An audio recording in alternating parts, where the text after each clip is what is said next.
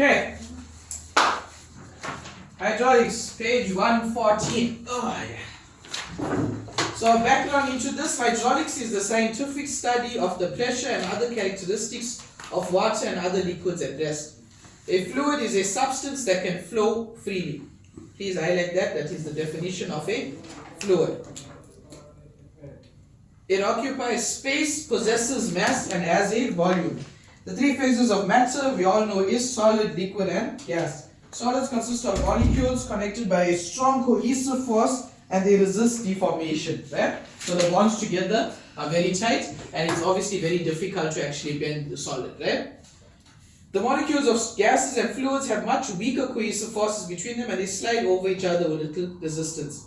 An ideal fluid which does not exist is one that has no resistance to flow. Alcohol has a very low resistance, while the resistance of honey and tar is much higher. Okay?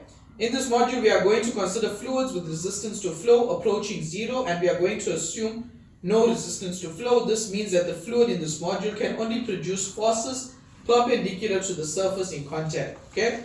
Properties of fluids. I want you to please highlight it, make a note of it, because sometimes they ask you, list 2 properties, list 3 properties of a fluid or something like that. So you need to know that, right? It will go hand in hand with your definitions and even that too you need to remember. Then in science they also test definitions and theory and okay. So properties of fluids. Fluids are incompressible. The molecules are close together with very little space between them. Okay, so it means it cannot be compressed. A fluid occupies a definite volume irrespective of the container. So if you put 100 ml of a fluid into a 500 ml bowl, it's going to occupy 100 ml of that container, irrespective of the size, shape, whatever. Right? A gas, on the other hand, would fill the entire container, and the molecules of fluids and gases slide over each other until stopped by the sides of the container. The pressure at any point on the same horizontal level in a liquid at rest is the same. Okay? So your pressure throughout any level of the liquid will always be the same. Right? Fluids exhibit a curved surface or meniscus when in contact with the container. So you know when you're reading, like if it's in a test tube and you're reading the level, you'll notice that meniscus on it is like a 2 lines over it. You ever read a test tube? Yeah, sorry, right? So where that bottom curve is, that's the meniscus. That's where you would read it. Okay, and you read it at eye level. The adhesion of mercury molecules to gas is less than the cohesion molecules. The adhesion of water molecules to glass is higher than the cohesion forces of water molecules. Cohesion is the attraction between similar molecules, and adhesion is the attraction between dissimilar molecules. All this theory is just, I'm just briefly going through it, but the main thing we're going to go through is formulas just now. Okay, let's look at important facts about the pressure exerted by that. I'm confused. What? Can you explain this point bulletin 3? The pressure at any point on the same horizontal that? Yeah. So, okay, I'm coming to that part. Can I come back to that just now? Right? Okay. Important facts about the pressure exerted by a liquid. The pressure exerted by a liquid depends on its density. Okay, so the higher the density, the higher the pressure exerted. Okay, the pressure in a liquid increases with depth. So, in fact, it is directly proportional to depth. The lower you go, the higher your pressure becomes. Like you know with the ocean, the lower down the ocean you go, the higher the pressure becomes. Like you know that submersible thing that went down and it got flashed. Because as you go lower and lower in your ocean, your pressure increases. So the lower that submarine went, the pressure obviously increased and it caused you to flash. That's why I was confused with that bulletin 3. Yeah, what they're referring to, they're not referring to, you're getting confused with, say this is your ocean, right? Obviously the lower you go, your pressure would increase. But they're referring to the pressure at any point along a line would be the same. On the surface. On the surface, along the surface. So if I take the pressure at that point, it will be the same. If I take the pressure at this point, it will be the same as whatever the pressure is here. So if this was P1, this would also be equal to P1. If this was P2, at any point along that line, it will be equal to P2. Okay. Right? They're going to explain that in this next one, right? So, they tell you if the pressure at A is P1 and the pressure at B is P2, the pressure at C will be equal to P2 plus the difference in P2 and P1. Obviously, it will cause the pressure at P3 to increase. The pressure at any point in a liquid is exerted with the same magnitude in all directions, otherwise the liquid at that point will not be at rest. So if you apply a pressure at a certain point, it will move out with the same magnitude in all directions. Okay? The pressure is independent of the size and the shape of the container. And then you see how the diagram is determined, where you have like a rectangle first, a smaller rectangle, then you have like a triangular thing. The pressure along the line of A will all be equal, irrespective of the size or the shape of whatever container it's in. This is just some properties, right?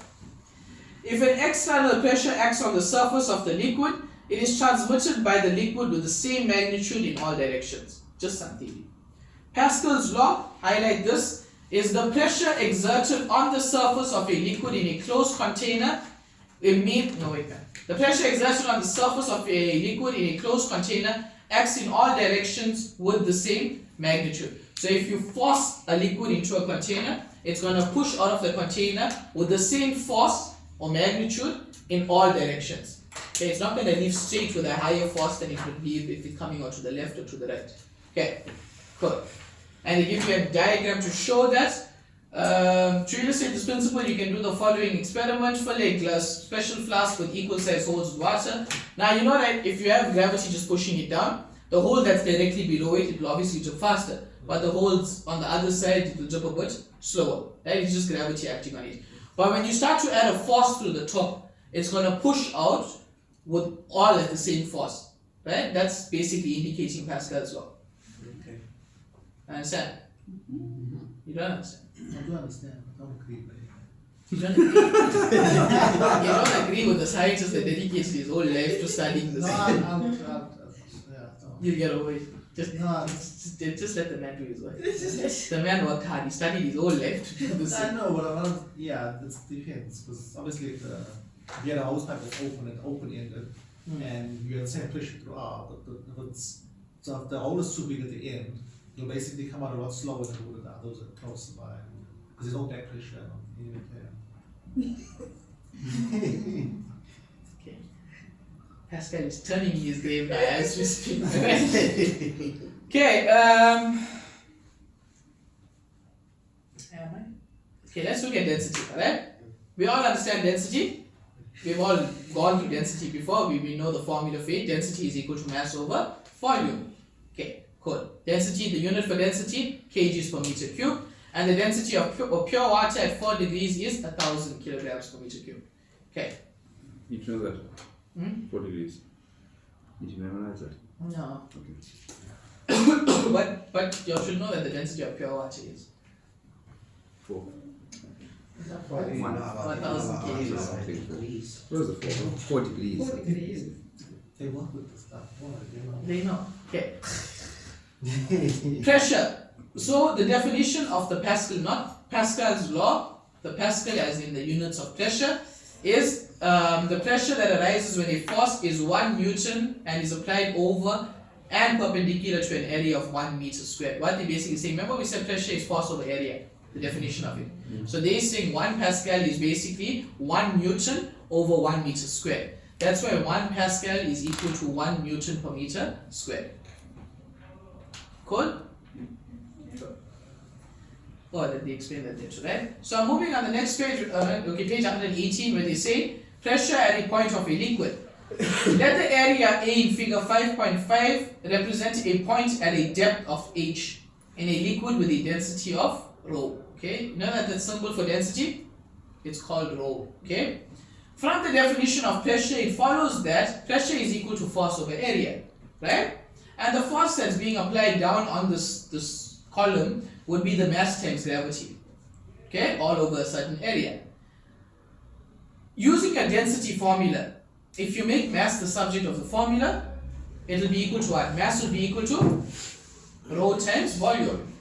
So they substituted that for mass, and then Okay, basically they gave you a whole long explanation to basically tell you that pressure at a point is equal to rho g h, equal to density times gravity times height. Highlight that, right? Pressure at a point in a liquid would be pressure equal to rho g h. Okay, He's working on it. so you see they have here P is equal to F over A, right? Then they got equal to, and then they got equal to rho G H. Highlight that, and highlight the heading. Pressure at the point of the liquid would be equal to rho G H. It looks like a P. No, it's not a P, but it's a, the symbol is Greek or something.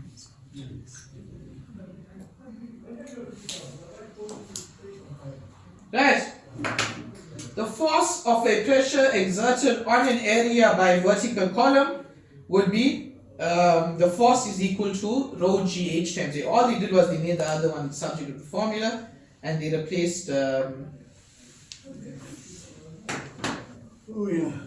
just replaced pressure with PGH. PGH, more about GH. So yeah, right? Pressure is equal to pressure. Yeah. Yeah. Today, now. I think it's tomorrow. Yeah, I can't be You come, but is it guys half an hour? This is the formula for it, right? For pressure. But the formula for pressure is also force over area, right? So force over area is equal to rho gh, right? Okay, so when we said the force of pressure exerted on an area, you just made force the subject of the formula, and that's rho gh. That's how they got that. Okay?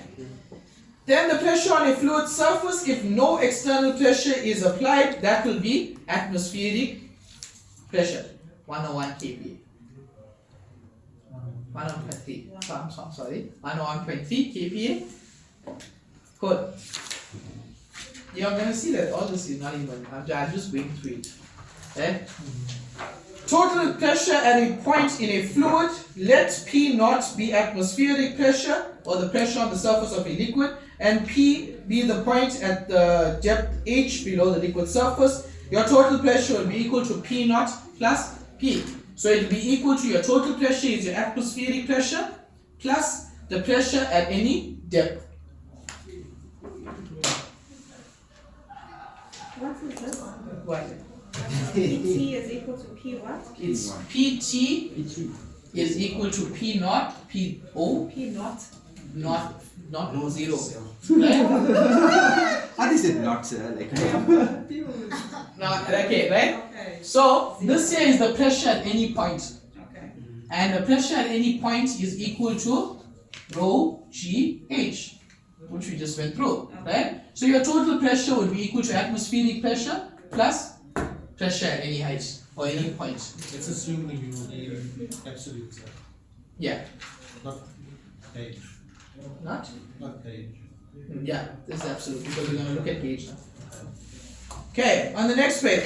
The total force of pressure exerted on an area by a vertical fluid column and an external pressure. Remember, force is equal to pressure times area. This just making this the subject of a formula, right? Making that. They basically substituted it into their total pressure formula. Okay, this formula you don't even need to know, right? That one there. But don't confuse yourself. Gauge pressure. Gauge pressure is the pressure that's registered on a gauge. When you go look at a gauge, you get a pressure reading, that's pressure, right? A gauge does register atmospheric pressure, but is calibrated to register it as 0. This means that a gauge on a container indicates the pressure. This means that if a gauge on a container, oh my god. take a breath. It's okay, it's science. That English is not sure. 3, yeah? No. This is English mistakes. This means that if a gauge on a container indicates a pressure of 100 kPa, the atmospheric pressure is not included in it. Why? Because for gauge pressure, they take in the atmospheric pressure to be 0. Okay, absolute pressure. The absolute pressure equals the gauge pressure plus atmospheric pressure. So whatever reading you would get on your gauge, add atmospheric pressure to it, and you will get your absolute pressure, which is what you just. And they don't we used to do this. So what I'm wasting my time doing for? When you, Absolute same gauge. yeah, when you did it. When we do. And what? That's what Okay, you did it. Okay, we It's didn't. two different separate stuff. I can't take this all out, you know? Right, finally, let's do one example, right? And also, guys, we never get into hydraulics yet, huh? Ow. After so long. This is grade level. No, I never even once mentioned hydraulics to that. The example that they give you over here, right? They tell you that calculate the pressure at a depth of 180 meters, and if the density of the seawater is 1030 kg per meter cubed. Ignore atmospheric temperature. Now they gave you the height, right? So they want to know the pressure at a point. Ignore atmospheric pressure, not temperature. What is it? Temperature. Right. They want to know pressure at a point. Right? The point would be at 180 meters down. Right? So that formula is pressure is equal to rho GH. Density is 1030. Gravity is 9.81. Height is 180. Put in your calculator, you get 2.021. they converted the units to 20210000. you made a mistake there first, huh? Yeah, it is. 119.0.43. What you get? 119.0.43. 119. Oh, sorry. Oh, I forgot to put a 0. Sorry. Go ahead. 181.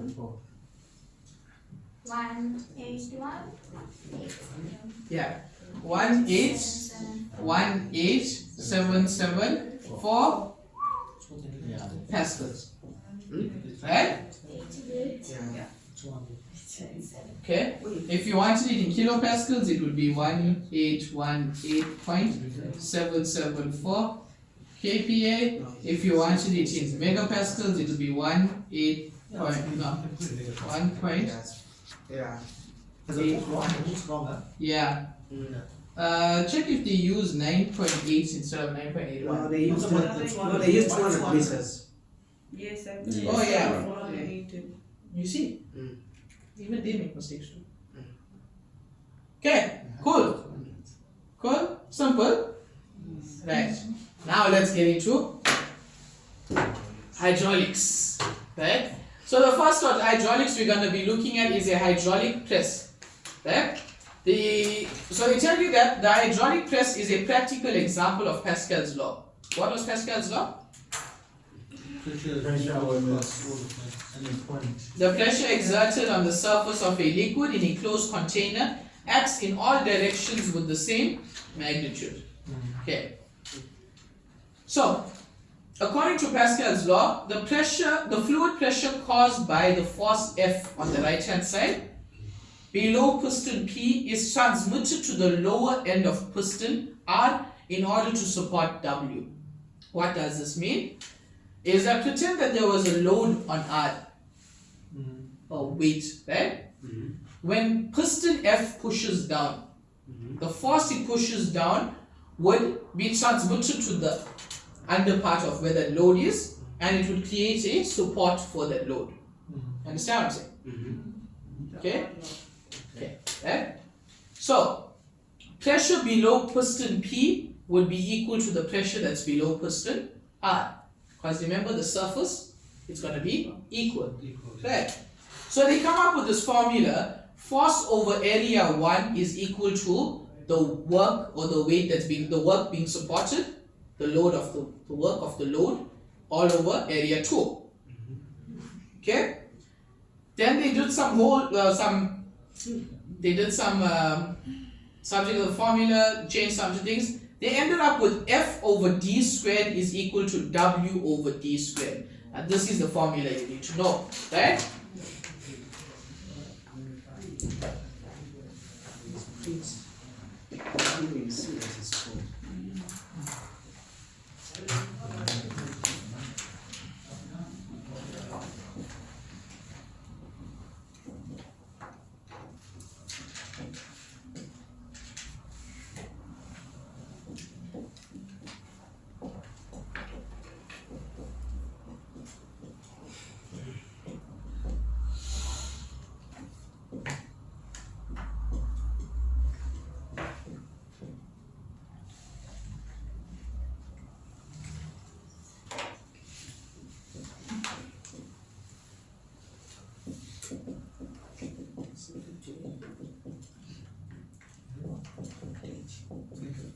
That sheet.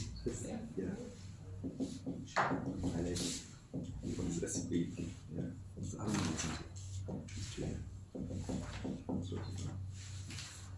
Yeah, if it's in your data sheet, but the main thing is to remember the labels of what each thing means, right? F is the force that's being applied. W is the load that's being supported. Small letter D is the diameter of the plunger. Okay? And capital letter D is the diameter of the ram piston. Okay? Get used to the W and Small D is what? Is it the diameter of? the plunger. the F and W are both forces, right?